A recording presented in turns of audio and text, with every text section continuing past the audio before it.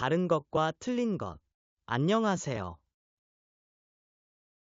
이번 주제는 국제 결혼을 하면서 다른 것과 틀린 것에 대해서 이야기해 보겠습니다.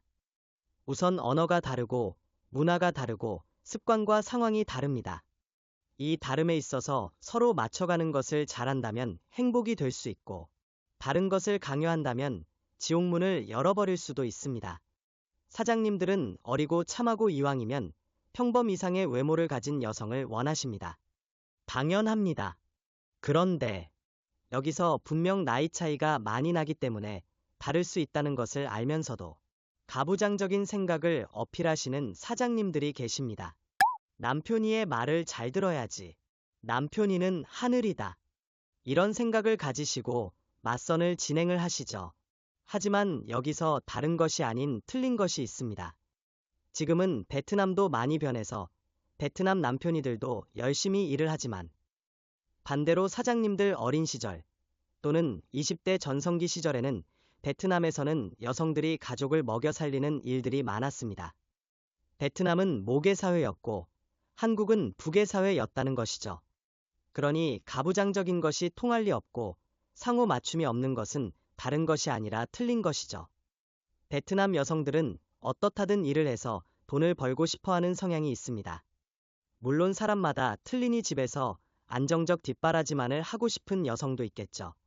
하지만 대체적으로 어머님들이 일을 해서 가족을 먹여 살린 것을 보아왔으니, 베트남 여성은 일을 해서 가족을 먹여 살리는 것은 당연하다 생각을 합니다. 이처럼 다름을 맞추지 않으면 틀림이 됩니다. 이런 실수를 하게 된다면 결국 튕겨나갈 수밖에 없다는 것이죠.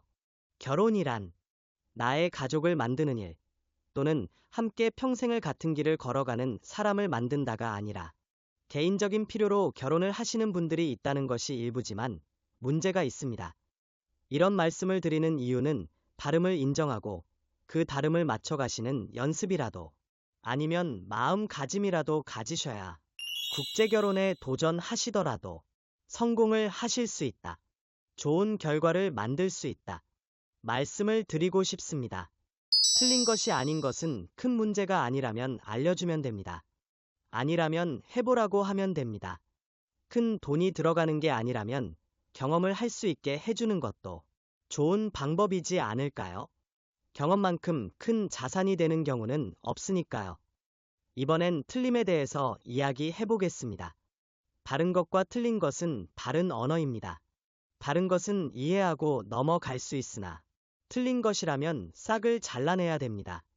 예를 들면 용돈 이외의 다른 것은 업체를 통해서 요구하여야 한다.